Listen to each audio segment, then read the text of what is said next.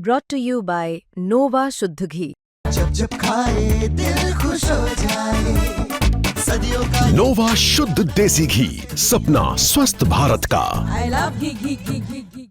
Delhi MCD की 12 सीटों पर होने वाले उपचुनाव का बिगुल बज चुका है। नामांकन प्रक्रिया भी शुरू हो गई है, लेकिन इस बीच हमारे इस रिपोर्ट में आज हम आपको बताएंगे बीजेपी की 9 सीटों पर साल 2022 में जहां पर जीत थी, उनमें से किन सीटों पर इस बार होने वाले उपचुनाव में मजबूती नजर आ रही है। आज हम आकलन करेंगे साल 2022 के उन जीत के आंकड़ों के साथ जहां पर बीजेपी ने बहुत पक्की जीत हासिल की, और इस बार जब उपचुनाव उन सीटों पर होने वाला है तो आखिरकार किन सीटों पर बीजेपी की पकड़ काफी मजबूत है और किन सीटों पर बीजेपी पिछड़ती हुई नजर आ रही है। नमस्कार, दिल्ली तक देख रहे हैं आप, मैं हूं आपके साथ वैशाली महेश्वरी। दिल्ली एमसीडी की 12 सीटों पर उपचुनाव होने वाला है। अगर बात करें साल 2022 के चुनावी नतीजों की, तो इन 12 सीटों में से 3 सीटों पर आम आदमी पार्टी ने जीत हासिल की थी, तो वहीं 9 सीटों पर बीजेपी ने जीत हासिल की थी। लेकिन आज हम बात करेंगे कि जिन 9 सीटों पर बीजेपी ने जीत हासिल की है, आखिरकार उनकी जीत का मार्जिन क्या था और क्या इस बार उपचुनाव में उनकी पकड़ इस सीट पर मजबूत है या फिर नहीं। सबसे पहले बात करेंगे मुंडका सीट की। मुंडका वार्ड में गजेंद्र सिंह दराल को 15,492 वोट मिले थे और गजेंद्र दराल की जीत का जो मार्जिन था वो था 9,348, जो कि काफी ज्यादा है। और ये भी इस बार आकलन लगाया जा रहा है कि ये सीट अब भी बीजेपी के पाले में मजबूत नजर आ रही है और इस बार भी बीजेपी की पकड़ मुंडका सीट पर काफी ज्यादा मजबूत है।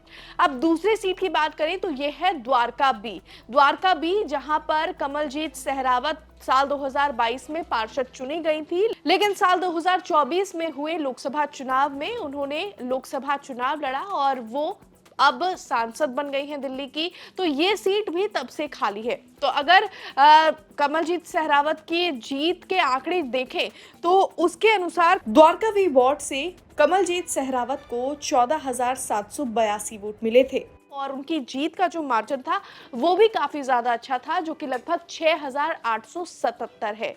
तो इस बार भी ये कहा जा रहा है कि द्वारका बी सीट पर भी बीजेपी की पकड़ जो है वो काफी ज्यादा मजबूत है। अब अगर अगली सीट की बात करें जहां पर बीजेपी ने जीत हासिल की थी, तो वो है दिचांव कला की। तो दिचांव कला में बीजेपी की नीलम पिछली बार जीती थी और साल 2022 में उन्होंने काफी अच्छे मार्जिन से जीत हासिल की थी और 22,280 वोट उन्हें कुल मिलाकर मिले थे और जो उनकी जीत का मार्जिन था वो 10,000 से ज्यादा वोट थे। लगभग 10,447 वोट के मार्जिन से नीलम जीती थी दिचांव कला से। तो अब भी यही राजनीतिक विश्लेषक आकलन लगा रहे हैं कि दिचांव कला सीट भी बीजेपी के खाते में काफी ज्यादा मजबूत नजर आ रही है। तो इन 9 सीटों में से अब तक हमने 3 सीटों पर बात की है और तीनों ही सीटों पर अब तक बीजेपी ने अपनी बढ़त बनाई हुई है। साल 2022 में काफी अच्छे मार्जिन से बीजेपी जीती थी। लेकिन अब अगर अगली सीट की बात करें तो वो है शालीमार बाग सीट। शालीमार बाग सीट इस बार खास इसलिए भी है क्योंकि इसी सीट पर से पार्षद चुनी गई थी रेखा गुप्ता साल 2022 में और अब साल 2025 में उन्होंने विधायक का चुनाव लड़ा। पहली बार विधायक का चुनाव लड़ने के बाद न सिर्फ रेखा गुप्ता जीती बल्कि उन्हें बीजेपी के नेतृत्व द्वारा दिल्ली की कुर्सी संभालने की जिम्मेदारी भी दी गई और मुख्यमंत्री पद पर रेखा गुप्ता इस बार काबिज हैं। तो रेखा गुप्ता के लिए ये शालीमार बाग सीट न सिर्फ एक अग्नि परीक्षा है बल्कि इसीलिए भी खास है क्योंकि उन्हें न सिर्फ अपनी सीट बचानी है बल्कि बाकी की अन्य 11 सीटों पर भी उन्हें बीजेपी की जीत के लिए अच्छी रणनीति इस्तेमाल करनी होगी। अब अगली सीट की तरफ चलते हैं और अशोक विहार वार्ड जो है वो भी बीजेपी ने साल 2022 में जीता था और अशोक विहार इकलौती ऐसी सीट है जहां जीत का मार्जिन बहुत ज्यादा कम था। महज 156 वोटों से बीजेपी प्रत्याशी प्रत्याशी पूनम शर्मा यहाँ पे जीती थी। उनका वोट का जो टोटल नंबर है वो है 9,995, जो कि ज़्यादा नंबर नहीं है, लेकिन जो जीत का मार्जिन है वो बहुत ज़्यादा कम है। तो इस बार इस सीट पर कुछ भी हो सकता है। तो बात अगर करें अगली वार्ड की, तो अगला वार्ड है संगम विहार ए। इस सीट पर भी साल 2022 में बीजेपी प्रत्याशी ने जीत हासिल की थी। बीजेपी प्रत्याशी थे चंदन कुमार चौधरी। संगम विहार ए वार्ड से चंदन कुमार चौधरी को 9,392 वोट मिले थे, लेकिन यहाँ पर भी जीत का मार्जिन बहुत ज्यादा कम है। 400 से कम वोटों के मार्जिन से वो जीते हैं। और अगर एग्जैक्ट नंबर मैं आपको यहाँ पर बताऊं तो 389 वोटों से चंदन कुमार चौधरी जीते हैं। और इस बार भी ये कहा जा रहा है कि ये सीट बीजेपी के लिए डगमगा सकती है। इस सीट पर कुछ भी नतीजे आ सकते हैं, क्योंकि जीत का जो मार्जिन साल 2022 में वो बहुत ज्यादा कम है। अब अगली सीट पर चलते हैं, वो है नारायणा। यहाँ पर उमंग बजाज बीजेपी प्रत्याशी साल 2022 में जीती थी। और नारायणा वार्ड से बीजेपी प्रत्याशी उमंग बजाज को 14,246 वोट मिले थे। उनका जीत का मार्जिन भी काफी ज्यादा अच्छा है।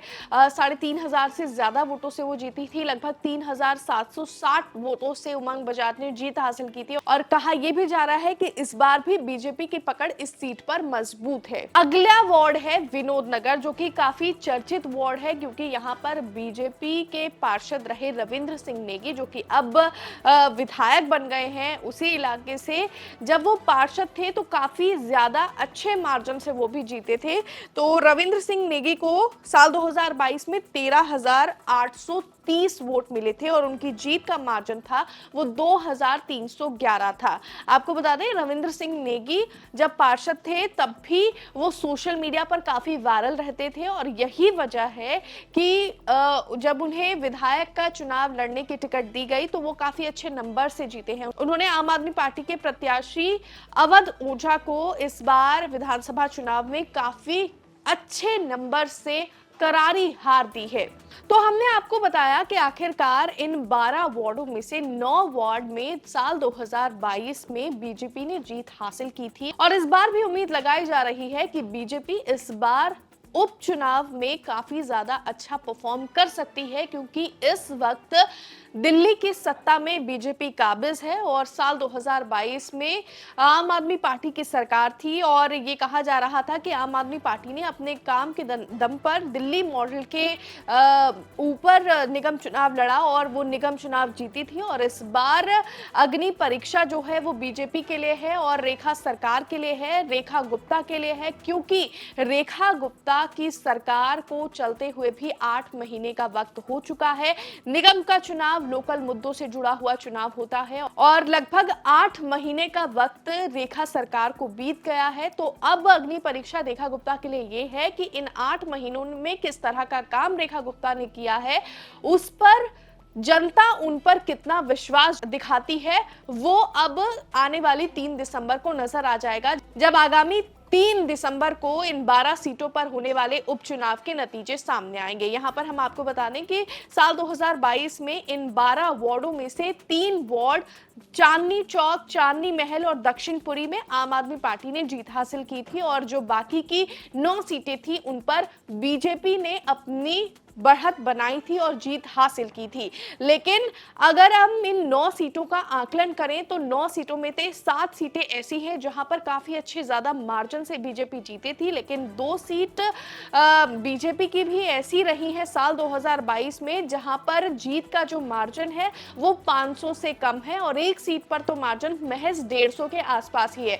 तो ये हम कह सकते हैं कि इस बार ये जो 2 सीटें हैं और जो 2 सीटों का जिक्र मैं यहाँ पर कर रही हूँ उनमें है अशोक विहार और संगम विहार ए। तो ये 2 वार्ड ऐसे हैं जहां पर बीजेपी की जो पकड़ है वो इतनी ज्यादा अच्छी नहीं रही है साल 2022 में। तो बीजेपी को इन 2 सीटों पर इस बार चुनाव में ज्यादा मेहनत की जरूरत है, लेकिन बाकी की जो 7 सीटें हैं उस पर काफी अच्छे मार्जिन से बीजेपी जीती थी। अब देखना होगा, नामांकन की प्रक्रिया शुरू हो चुकी है, 30 नवंबर को वोटिंग होनी है और 3 दिसंबर को नतीजे आते हैं तो दिल्ली की जनता किन पर भरोसा भरोसा जताती है। फिलहाल इस रिपोर्ट में बस इतना ही, लेकिन इस वीडियो में दी गई जानकारी आपको कैसी लगी कमेंट्स में जरूर बताएं। मुझे दीजिए इजाजत और दिल्ली से जुड़ी हुई तमाम खबरों को देखने के लिए आप देखते रहिए दिल्ली तक।